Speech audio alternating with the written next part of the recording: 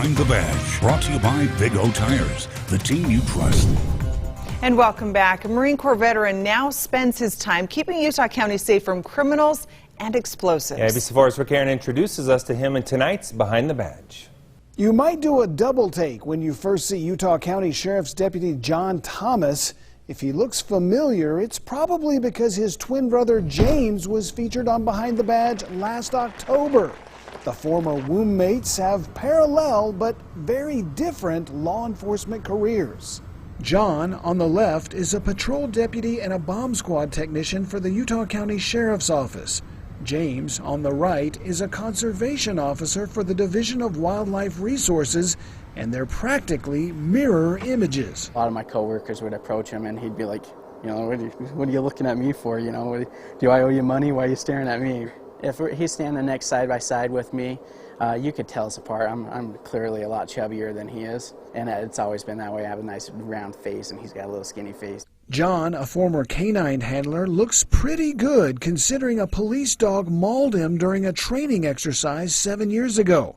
He was on the ground in a bite suit when the canine lunged. The dog just got a little feisty and went up and bit my face, kind of ripped a lot of my bottom lip off, and then some bite marks up on the cheek. But 2 surgeries later and I look brand new, so my face was in the wrong place at the wrong time type things.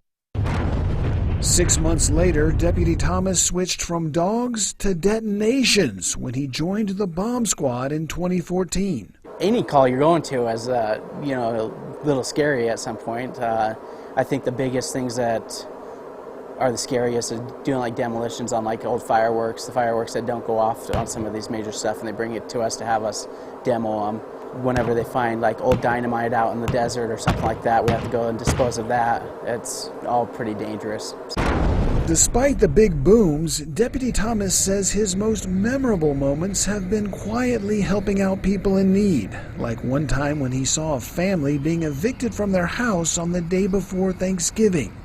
When they were moving their stuff out, their children were coming out and grabbing bread from underneath the couch and starting to chew on it and stuff like that, just trying to find food and stuff like that. And here they are getting evicted, so me and a few of the other deputies that were there on scene tried to give them what we could, and like, here's some money, go get some food. Whether it's hungry kids or wildlife, the Thomas twins are always looking for opportunities to serve and protect. I guess it's just kind of how we were raised, always trying to help people, kind of the path we chose. For the record, John claims he has a cooler job than James, as if you could compare bombs and bears. And they're not the only Officer Thomases in their family. Their older brother Dan is an officer with the Riverton Police Department. For Behind the Badge, Rick Aaron, ABC4 News. To see more Behind the Badge stories or to nominate an officer for Rick to profile, just head over to our website, abc4.com/badge. Time now for Utah's most accurate forecast. Weather rate certified 9 years in a row. That was a great story, guys. Wasn't it so good? Did you see the picture of him holding the little bears? Yes, yeah, loved it. Adorable. Speaking of bears, the weather's been a little unbearable. I thought you were going to say more bearable. I like that. I was going to go grizzly, but you know what? I'm okay with it. Yes, today a little more bearable because we were cooler in the north, but that wildfire smoke really taking over northern Utah skies and thicker down south. Our Healthy in Utah time-lapse video shows that you can't even see the Oakers as we have those southerly winds carrying that smoke from the south into the Beehive State, and it's pushing further and further north. So hazy sunshine out there today. We did have a few clouds, but really nothing too bad. As we look at our futurecast smoke model, it shows how that smoke is moving through the state and what it will continue to do. As we get through tomorrow, it pushes further north, and you see some thicker smoke along the Wasatch Front by early Thursday morning. Eastern Utah taps into it, but the southern portion of the state will get a little bit of a break as we get further along, which is good news there because they have the thicker stuff right now. It is impacting air quality, and where there's smoke, we've got a top fire. That's why we've got a red flag warning in effect, going into effect at noon tomorrow for central and southern Utah. The Wasatch Mountains and the eastern side of the state will amp up when it comes to fire concerns Thursday. So this red flag stays in effect until Thursday night, but we will see portions of the state under this warning tomorrow afternoon. Why?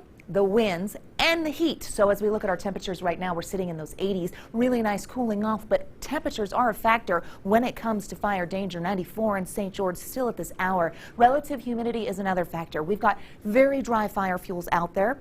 This number is expressed in a percent, and usually we rebound overnight. Nice to see that in the north. We don't get much of that in central and southern Utah. And of course, the winds. The southerly winds will make a return. Our highest wind gusts down there in Hanksville and Moab, some gusty conditions. These numbers bound to go up with that warning in place. As we look at the satellite, you can see that we did have a little bit of storm activity over the Flaming Gorge area and the Uinta Basin. That's an area that could see a high base thunderstorm as we head through tomorrow and into Thursday. But other than that, very clear throughout the rest of the state. As we watch our weather, we know those temperatures, while they were cool today in the north, we're going to jump back up with the help of those southerly winds. Now, the wind is prompting those watches and warnings that are going into effect tomorrow, and that red flag warning will start again at noon, and fire danger will stick around because we have that ridge of high pressure. We flattened it just a little.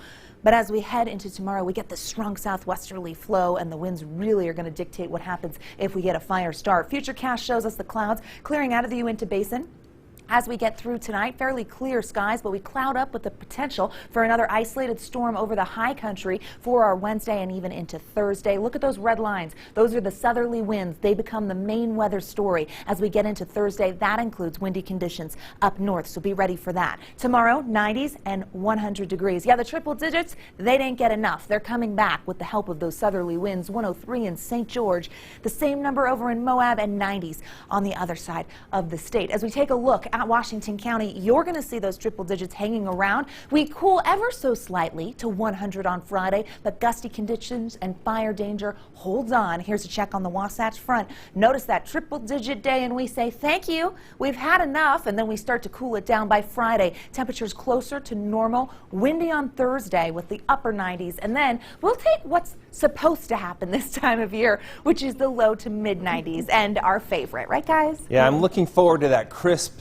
92 on Friday. Oh, yeah, I know. Real cold snap these days. Yep. All right, thanks so much, Alana. Well, those hot temps, yeah, they're hot, but the Jazz are not looking so hot, right, Dana? At least they hit triple digits in a loss last night. Jazz have not looked like the Jazz when it comes to three-point shooting. Plus, who needs a schedule? BYU opens training camp with more questions than answers. That's next in sports.